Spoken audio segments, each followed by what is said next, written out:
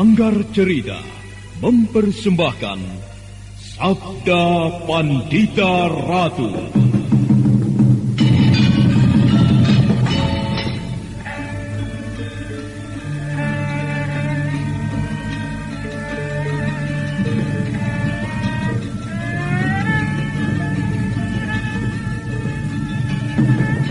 Kureguk anggur Mahadewa, kucicipi madu sabdanya.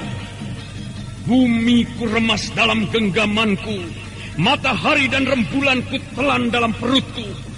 Ken Dedes, sukmamu telah kuraih, nafasmu kusenggama di bulan merah. Kujelang cintamu, kuseret melanglang maya pada bak nirwana para dewa.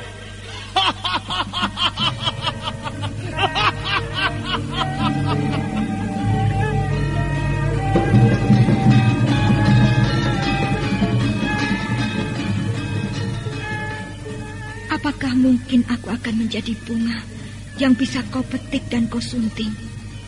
Sementara jika layu, akan kau campakkan begitu saja, seperti cermin retak yang tak berharga. Sabda Pandita Ratu, sebuah kisah penuh dilema, tragedi cinta anak manusia, perebutan tahta, mabuk harta dan duniawi, serta silaunya kehormatan. Di mana keangkara murkaan merajalela karena dendam yang membara. Kisah ini berlatar belakang berdirinya Singasari. Ken Arok, dialah pemuda yang merekuk pahit getirnya kehidupan. Namun sebenarnya, dialah yang harus melaksanakan sabda-sabdanya. Perjalanan sengsaranya adalah awal untuk meraih keberhasilan, untuk menuju kejayaannya di saat Singasari berdiri.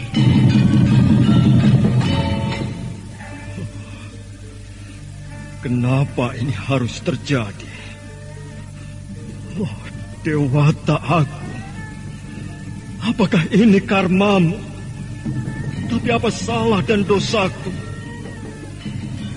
Pinaka, maafkanlah aku. Kenapa sekarang aku baru tahu kalau kau adalah... Kutuklah aku, Dewata. Hukumlah manusia yang tidak tahu dosa ini. Pinaka! Pinaka Swasti Ratu!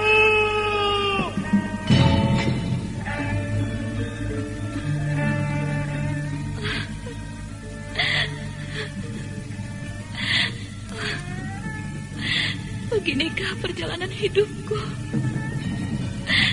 Apakah aku harus menerima garis nasib yang penuh noda dan dosa? Dewata aku, kenapa kau berikan cobaan ini tidak ada habis-habisnya? Tunjukkan di mana letak keadilanmu.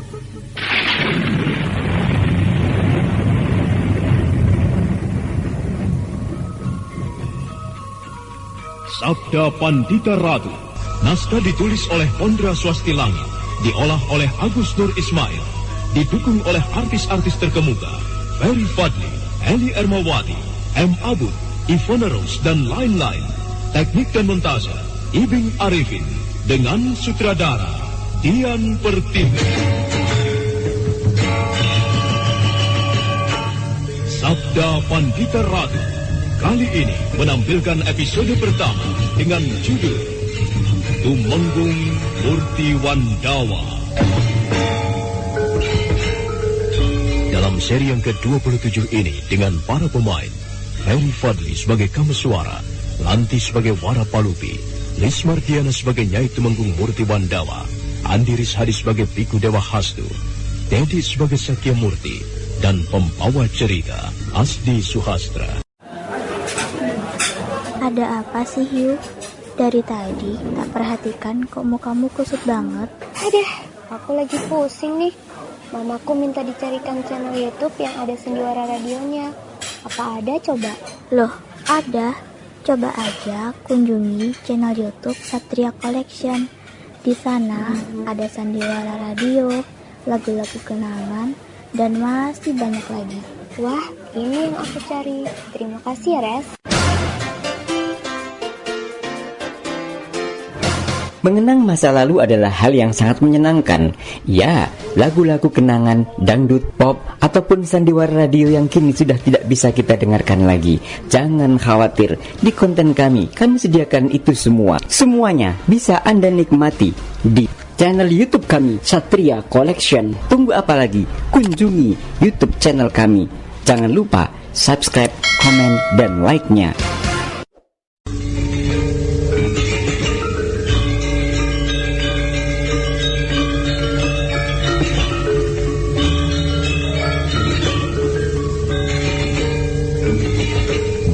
Itu juga, Kameswara berangkat menuju Padang Karautan atas permintaan pamannya untuk menolong seorang gadis yang disandra oleh gerombolan Padang Karautan. Sebenarnya hatinya masih penuh dengan tanda tanya tentang permintaan orang yang bernama Haryo Wunggal untuk pergi ke Bedander. Rupanya Biku Dewa Hastu lebih mementingkan menolong gadis yang disandra daripada ke Bedander. Dan Biku Dewa Hastu bersedia mewakilinya pergi ke Bedander.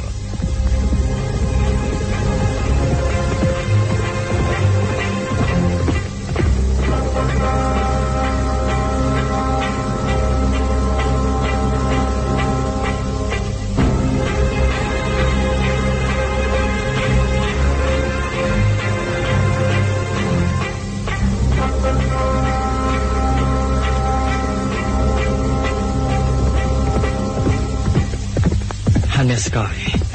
Apakah yang terjadi sepeninggalku?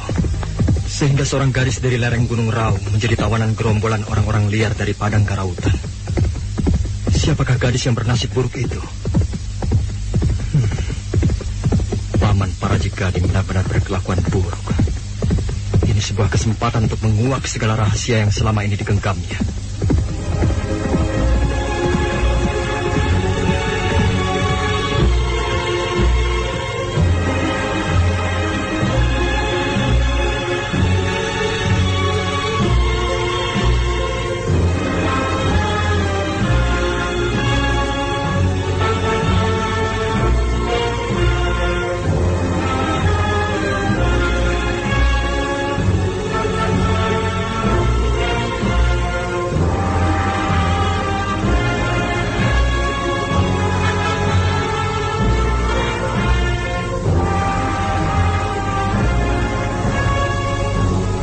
Dibayangi oleh angan-angannya, Kameswara terus berpacu ke Padang Karautan, tempat di mana sebenarnya telah dilewatinya ketika mendekati kota Raja Kediri. Sementara itu di kediaman Tumengkung Murtiwandawa, Nyai Tumengkung sedang duduk di atas sebuah bale-bale sambil merenungi pertemuannya dengan Kameswara, putranya yang telah lama berpisah.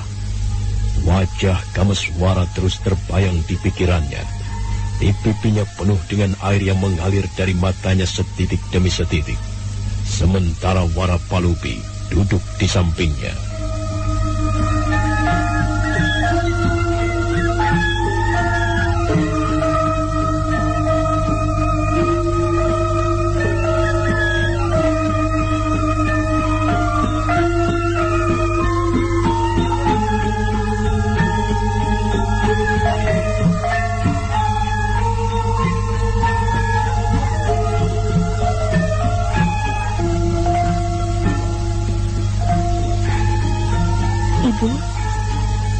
Mengapa Ibu diam?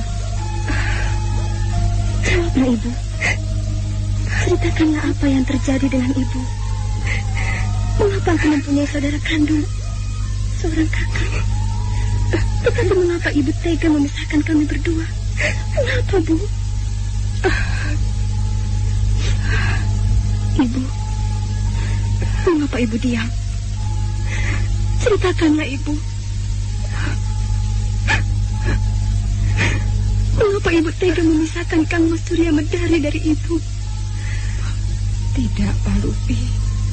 Ibu tidak mampu menceritakannya. Mengapa, Bu? Mengapa Ibu tidak mampu menceritakannya? Apa yang terjadi?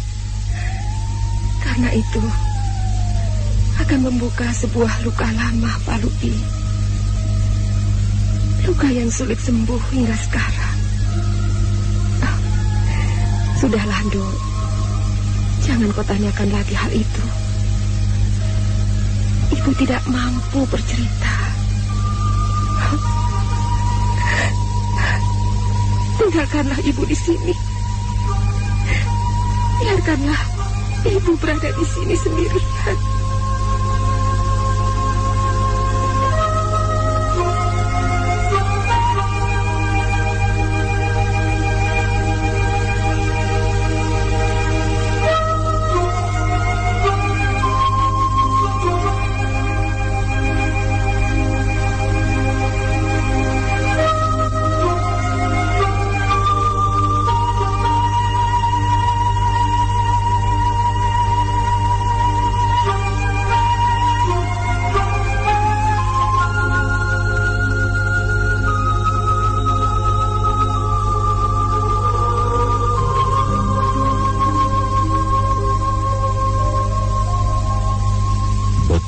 Gelap cuaca di luar, mendung tebal menepar siap menumpahkan hujan. Perempuan tua itu tetap menyendiri, merenung dan merenungi masa silam yang telah lewat. Ketika dia masih remaja, ketika dia sedang menikmati manisnya cinta bersama seorang pemuda yang sangat dicintainya.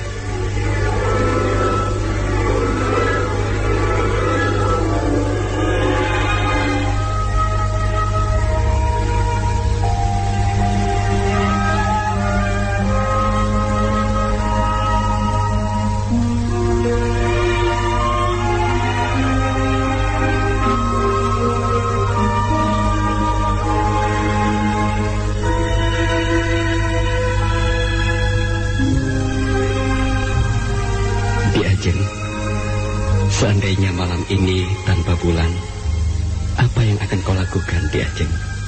Aku akan duduk diam di atas bale-bale.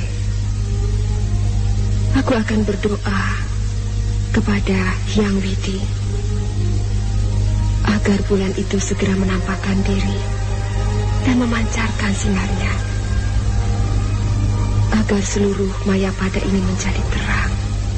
Apabila Hyang Widi mengabulkan permohonanmu, bulan muncul dengan anggunnya menerangi pohon-pohon, sungai-sungai, dan semua diterangi. Nah, apa yang akan kau lakukan, Di Ajeng? Aku akan duduk di atas batu besar di tepi sungai ini, dan aku akan berdoa kepada Hyang Widi memohon sesuatu. Apa yang kau minta kepada Hyang Widi, Di Ajeng? Aku akan memohon dengan permohonanku seperti ini. Dengarlah baik-baik, Kakang. Hyang Widi, di malam yang indah ini, hatiku merasa gersang. Sepertinya aku melihat semuanya kering. Daun-daun kering, ranting-ranting kering, sungai-sungai tidak mengalirkan airnya. Angin pun malas untuk berhembus. Rasanya kerongkonganku pun kering.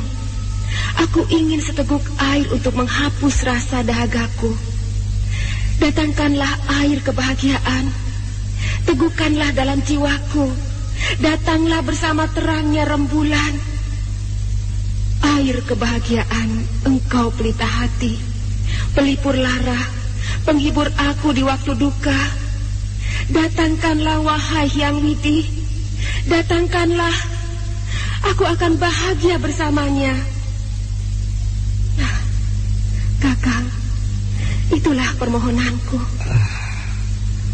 Apakah artinya air kebahagiaan itu, Di Ajeng? Dialah kalau tidur aku impikan, kalau terjaga aku harapkan. Siapa, Di Ajeng? Kaulah, Kakang. Di Ajeng. Di Ajeng. Kakang.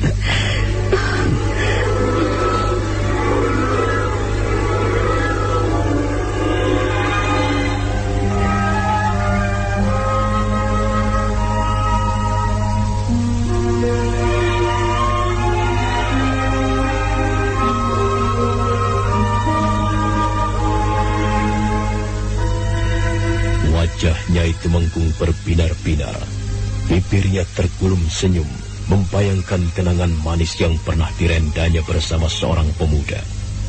Tetapi beberapa saat kemudian, wajah yang ceria itu perlahan-lahan menjadi suram. Kembali air matanya membasahi pipinya. Sementara itu, di sebuah taman Katumengkungan, Warapalupi duduk di atas sebuah akar pohon besar yang rimbun. Hatinya gusar, pandangan matanya kosong. Sebentar-sebentar dia berdiri. Beberapa saat kemudian duduk kembali, resah dan gelisah.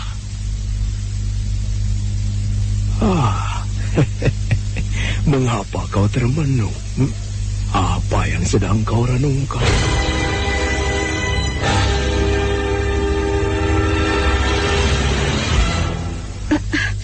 Siapa kau? Namaku Dewa Hastu.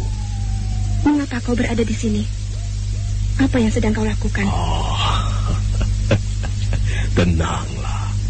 Aku tidak bermaksud jahat padamu. Tapi aku ingin berbagi cerita. Maukah kau mendengarkannya, Nuk? Apa maksudmu? Dulu, nampaknya kau sedang memikirkan sesuatu. Aku tahu. Bukankah kau tengah dililit tanda tanya yang tidak kau ketahui jawabannya? Betul kan, Warapalupi? Benarkah namamu Warapalupi? Bagaimana kau mengetahui namaku Warapalupi? Meskipun aku tinggal di suatu tempat yang jauh dari sini, namun aku tahu banyak tentang kau, tentang ayahmu, tentang ibumu, dan juga tentang seorang lelaki yang merasa sakit hati karena tersisih mulai dari masa-masa di mana ia membutuhkan perlindungan. Lelaki itu bernama Kameswara, dan ibumu menamainya Surya Mendari, ya kan? Paman? Paman mengetahui tentang hal itu? Bagaimana? Apakah kau tertarik dengan ceritaku? Tetapi mengapa Paman bisa tahu betul dengan keluarga kami? Siapakah Paman ini sebenarnya? Mungkin Paman punya hubungan dengan ibu atau dengan ayah? Siapa nama ayahmu, Nduk? Murti Wandawa. Nah, nama itu adalah nama yang dipergunakan sekarang. Sedang nama yang sebenarnya adalah Sakyamurti. Sakyamurti? Ya, benar. Lalu apa sebabnya ayah berganti nama? Ya, karena nama Sakyamurti adalah sebuah nama yang mengundang banyak masalah bagi pemiliknya. Itulah sebabnya ayahmu menggunakan nama baru, Murti Wandawa. Maksudnya untuk menyembunyikan diri dari musuh-musuhnya, dari orang-orang yang dilukai perasaannya, termasuk kedua adiknya sendiri. Apakah Paman adalah adik ayahku? Apakah kau ingin punya paman seperti ini? Yang lusuh dan dari golongan rakyat biasa? Jadi Paman adalah adik ayahku? Paman, mengapa baru kali ini aku mengenalmu? Ya sudahlah, Nuk, sudah. Nasib memang menginginkannya begitu. Mungkin ada sesuatu yang telah terjadi antara Paman dengan ayah. Paman, apakah yang telah diperbuat oleh ayahku? Nuk, ayahmu telah merusak rumah tangga adiknya. Itulah kesalahan yang telah diperbuatnya. Benarkah itu, Paman? Ya, kalau kau meragukan ceritaku ini, kau bisa bertanya pada ayahmu sendiri. Lalu mengenai ibuku, mengenai saudaraku, Kang Mas Surya Medari, apakah Paman juga mengetahuinya? Apa yang telah diperbuat pada calon istri adiknya, diperbuat pula pada orang lain. Sepasang kekasih yang sepakat menempuh kebahagiaan rumah tangga, bubar karena ulahnya. Ceritanya begini, Nduk.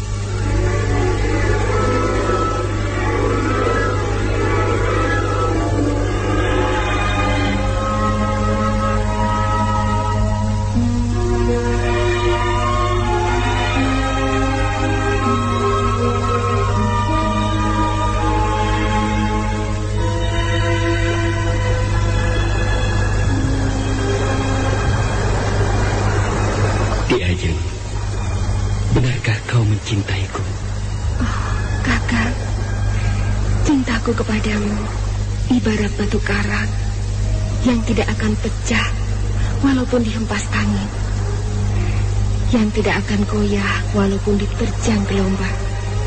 Kakak, jangan ragukan cintaku. Di Ajeng, aku bangga memilikimu.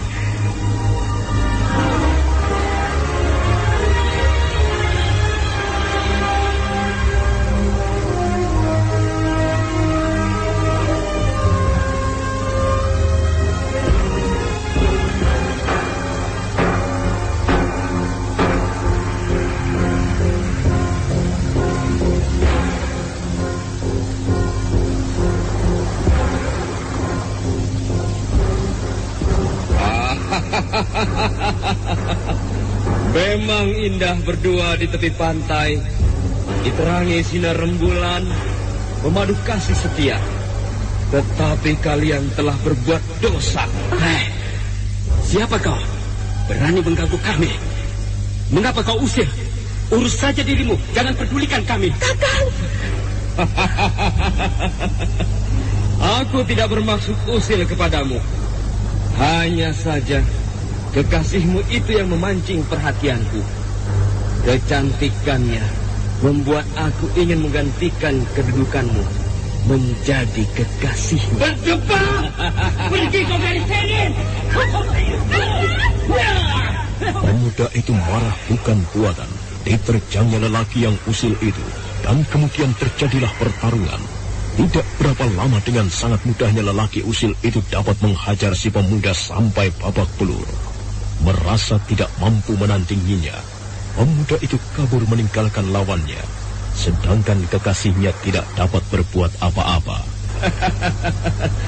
Kau akan menyesal mendapatkan kekasih seperti itu. Jiwanya pengecut. Mana mungkin? Ya, mana mungkin nanti ia dapat melindungi keluarganya. Kau biadab! Kau biadab! Sudahlah, percuma kau teriak-teriak seperti itu. Lebih baik sekarang kau ikut aku. Tidak! Tidak!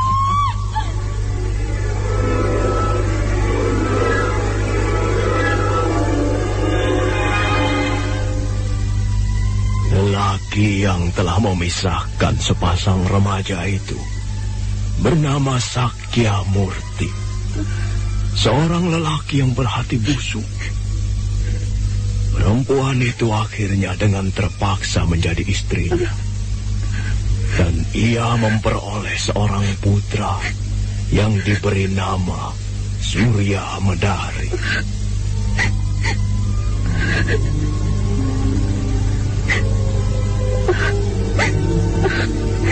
Paman, apa pemilik paman menceritakan hal ini kepadaku? Suatu hal yang mungkin melukai hatimu. Tapi aku percaya kalau kau dapat menerimanya. Ya, perbuatan ayahmu memang harus mendapatkan hukum. Nah, katakanlah kepada ayahmu bahwa aku Dewa Hastu mencarinya. Sekarang aku pamit dulu. Sampaikan salamku untuk ibumu.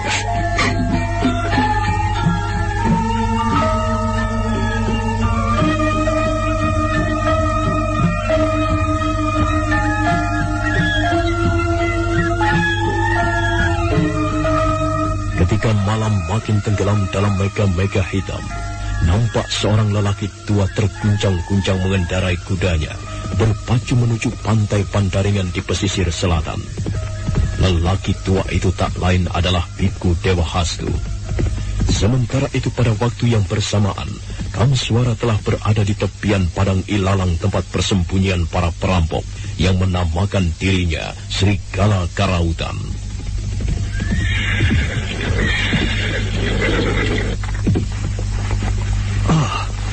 Ada asap di sebelah sana. Itu menunjukkan ada seseorang yang sedang membuat perapian. Baiklah, aku akan ke sana. Tapi sebaiknya kuda aku tinggalkan. Dengan menerobos lebatnya daun alang-alang, Kamswara berjalan mendekati sumber asap yang nampak di kejauhan. Namun belum terlalu jauh anak muda itu pergi, tiba-tiba terdengar ringkik kudanya. Seseorang sudah berada di atas punggung kudaku.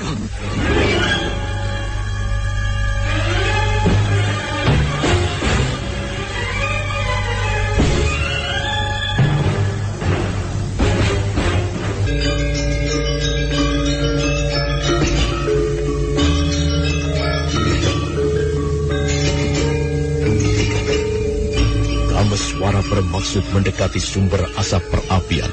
Tiba-tiba dia terperanjat karena seseorang telah berada di punggung kudanya. Orang itu masih muda sekali dan tidak lebih tua dari dirinya sendiri. Namun menilik bahwa dia bisa hadir tanpa diketahui. Itu menunjukkan betapa tingginya kemampuan olah kanuragannya.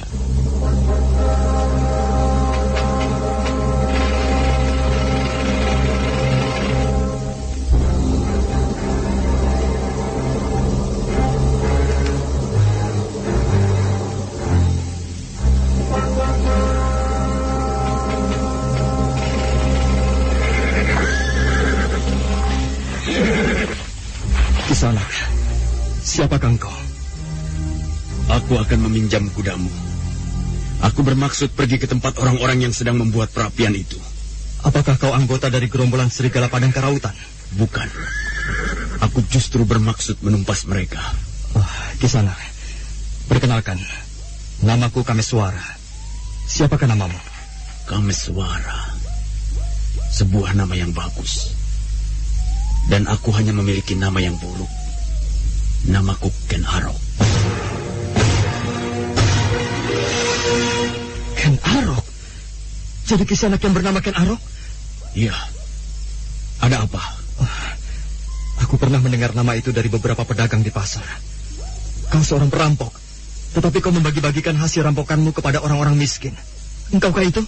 Mungkin. Lalu mengapa kau akan pergi ke sana? Karena kau bermaksud mendekati mereka dengan cara sembunyi-sembunyi. Aku tahu kau pasti akan membebaskan seorang gadis yang ditawan perampok-perampok itu. Benar bukan? Kau mengetahui itu? Iya. Kisanak yang bernama Ken Arok. Apakah kau tidak sedang menjebak aku? Menjebak? Iya. Kalau aku harus menjebakmu, bukan di sini tempatnya, tetapi di sana. Baiklah, aku percaya. Aku banyak mendengar, meski Ken Arok seorang perampok, namun Ken Arok paling benci kepada perbuatan menculik dan perkosaan. Aku pinjam kudamu. Aku akan memancing mereka. Dan kau, terserah apa yang akan kau lakukan. Aku akan menolong gadis itu. Itulah pilihan yang tepat. Semoga akan menjadi jodohmu. Ken Arok. Menarik sekali pemuda itu. Wajahnya tampan. Gerakannya liar. Aku harap benar apa yang dikatakannya. Ia bermaksud membantu membebaskan gadis yang disandera para perampok itu. Baiklah, aku akan segera ke sana.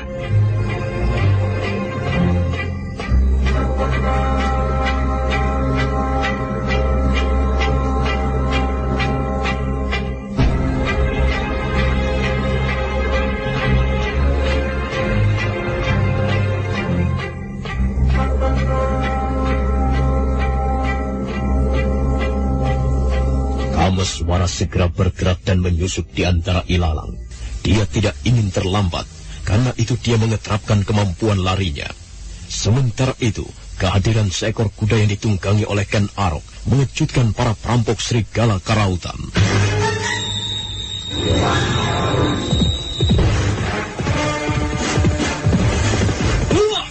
Keluar semua! Ada orang gila ke sini! Ayo cepat keluar semua! Ayo! Perampok-perampok itu berlompatan keluar. Ada sekitar 20 orang jumlahnya, sehingga dalam waktu yang sangat singkat, Ken Arok telah terkepung.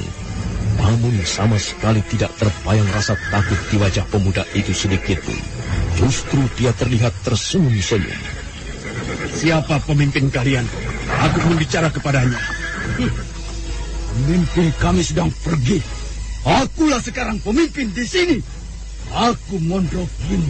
Aku juga pimpinan di sini. Aku mondro ke sawah. Aku juga tidak mau kalah. Aku juga pemimpin di sini. Namaku Bajang Keling. Siapa kau anak muda? Terlalu banyak pemimpin. Siapa pucuk pimpinan kalian? Aku. Siapa kau anak muda? Dengar. Namaku Ken Arok. Ken Arok. Ken Arok. Betul Ken Arok. Jadi kau yang bernama Ken Arok. Mau apa kau datang kemari? Dengar. Aku menyenangi tempat ini. Aku akan menjadikan Padang Karautan sebagai sarangku yang baru. Kalian semua harus menyingkir. Gila! Apa yang dia bisa? Ken Arok! Ken Arok! Sesama perampok dilarang saling membunuh. Kau kami maafkan. Kami tidak akan membunuhmu. Akan tetapi pergilah. Tinggalkan tempat ini. Kecuali kuda itu kau harus tinggalkan. Bagaimana kalau aku tidak mau? Terpaksa kami akan memaksakan Arok. Bukankah sesama perampok dilarang saling membunuh? Setan kau! Sayang sekali. Aku tetap pada keinginanku dan setiap keinginanku tidak mungkin ditawar lagi. Pergilah kalian. Atau aku akan mencabuti nyawa kalian satu persatu. Barat! Serbu!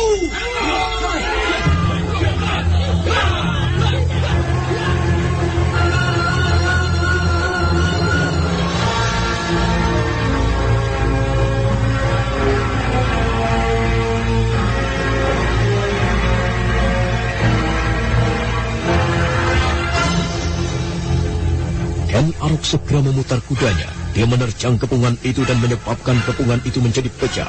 Para perampok menjadi kalang kabut. Ken Arok memutar kembali kudanya. Tidak diketahui dari mana asalnya. Tiba-tiba saja pemuda aneh itu telah memegang sebuah cambuk.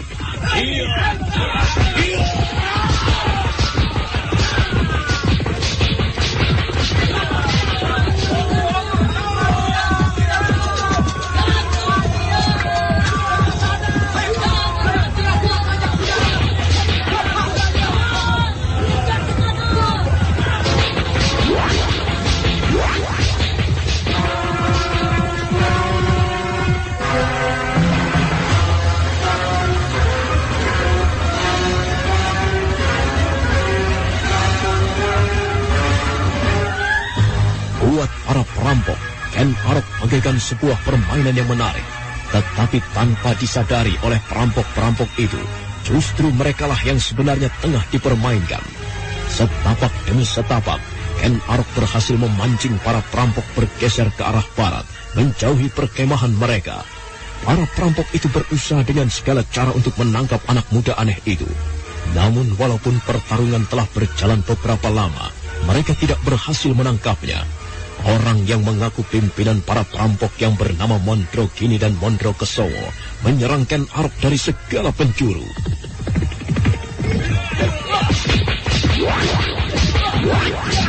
Bukan main. Sungguh luar biasa pemuda yang bernama Ken Arok itu. Gerakannya sangat lincah. Dan ia mampu menggunakan kuda tunggangannya dengan terengginas. Cambuknya telah melukai beberapa perampok. Aku harus menggunakan kesempatan ini. Tanpa diketahui oleh seorang perampok pun, Kameswara berhasil mendekati perkemahan para perampok itu.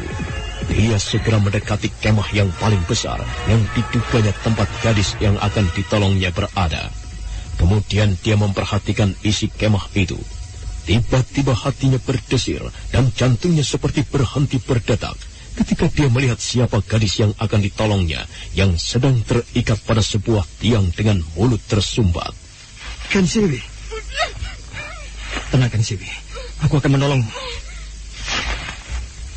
Dengan segera Kameswara melepaskan ikatan yang mengikat tangan Ken Siwi, kemudian membuka ikatan pada mulutnya.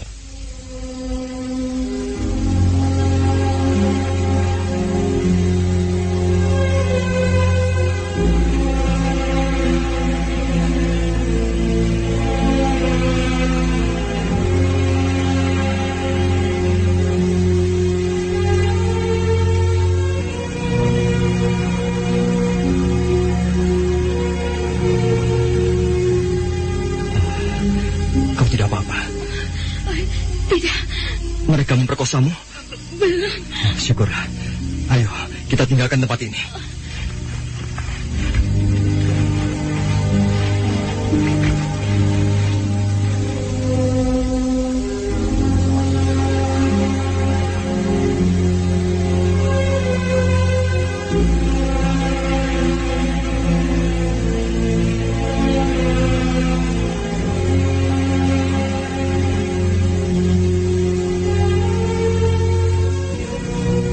Yang bernama Ken Siwi Nareswari itu, yang dikenal sebagai adik Kameswara, segera menyampar pedang yang tergeletak di atas sebuah peti. Kakak beradik itu segera keluar. Sementara di luar kemah yang agak jauh, Ken Arok dengan karangnya melecutkan cambuknya berulang-ulang, menahan serangan para perampok.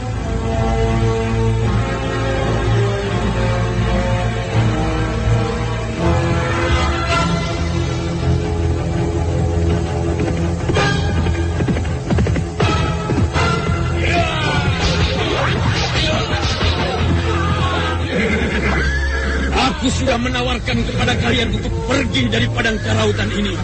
Akan tetapi kalian tetap bandel dan tidak tahu diri. Jangan salahkan Ken Arok jika aku mencabut nyawa kalian semua.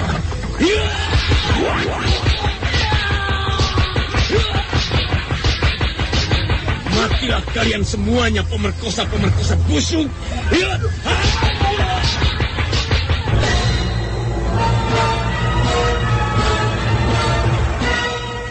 Seperti dewa pencabut nyawa, Ken Arok menarikan tarian maut. Setiap kali cambuknya meledak, maka leher yang terjerat bakal robek karenanya. Banyak mayat perampok itu bergelimpangan, berserakan kemana-mana. Anak muda itu terus memainkan cambuknya dan semakin liar. Akhirnya para perampok itu habis terbunuh, tidak satu pun yang tersisa. Kakang Kameswara, siapakah orang itu? Orang itu bernama Ken Arok. Ganas sekali orang yang bernama Ken Arok itu. Para perampok habis terbantai semuanya. Aku hampir tidak percaya ada orang yang mampu melakukan semua ini. Sungguh orang itu tidak berperasaan sama sekali. Lihat, orang itu sepertinya tertegun. Nampaknya ia tengah merenungi apa yang telah diperbuatnya.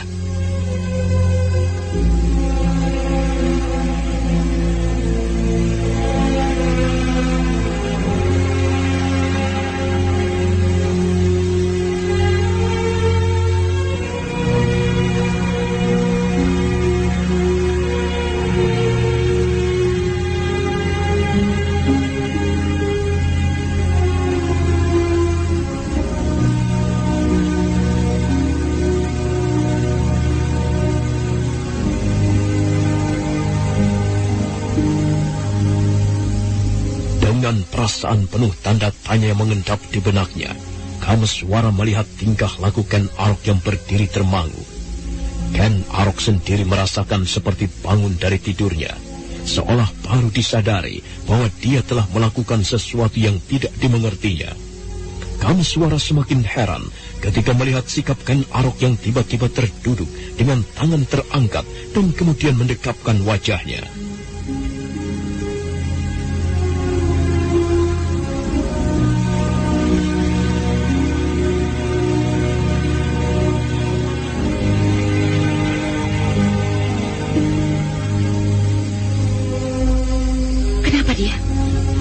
Tidak mengerti, Ken Siwi. Melihat Ken Arok mendekapkan wajahnya, Kameswara bersama adiknya Ken Siwi Nareswari mendekati anak muda yang aneh itu. Kisanak Ken Arok, apa yang Kisanak renungkan? Apa yang telah aku lakukan? Kisanak telah membantai semua perampok itu sampai tidak tersisa. Aku tidak mengerti. Mengapa aku melakukannya? Aku tidak sadar telah berbuat seperti itu. Mengapa aku bisa berbuat seperti ini? Kisanak Ken Arok telah melakukan sesuatu yang sangat luar biasa. Perampok-perampok itu yang telah mengganggu Kediri dan sangat sulit ditumpas. Dengan sangat mudahnya Kisanak basmi. Tetapi mengapa aku membunuh mereka semua? Mengapa? Mengapa aku tidak sadar ketika melakukannya? Ada apa sih, Hiu? Dari tadi tak perhatikan kok mukamu kusut banget. Papaku lagi pusing nih.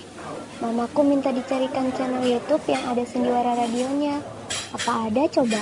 Loh, ada. Coba aja kunjungi channel YouTube Satria Collection. Di sana ada Sandiwara Radio, lagu-lagu kenangan, dan masih banyak lagi. Wah, ini yang aku cari. Terima kasih ya, Res. Mengenang masa lalu adalah hal yang sangat menyenangkan. Ya, lagu-lagu kenangan, dangdut, pop, ataupun sandiwara radio yang kini sudah tidak bisa kita dengarkan lagi.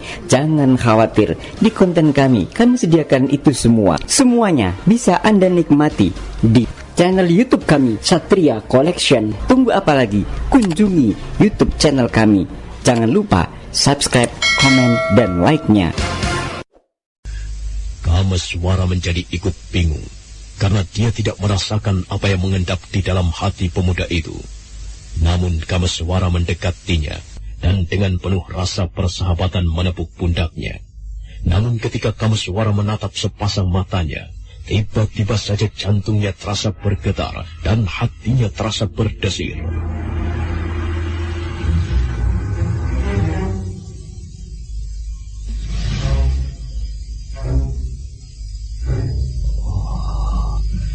Menakjubkan. Ada sesuatu yang sangat luar biasa pada sepasang mata pemuda ini. Sesuatu yang sulit digambarkan. Tatapan matanya menyiratkan dengan jelas gejolak perasaannya. Bukan main.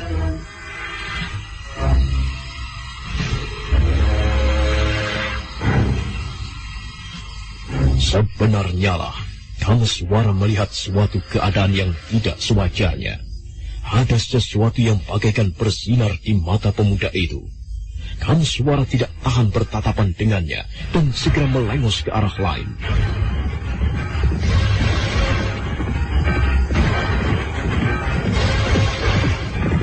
Kakang Kameswara, ada yang mendekati kita.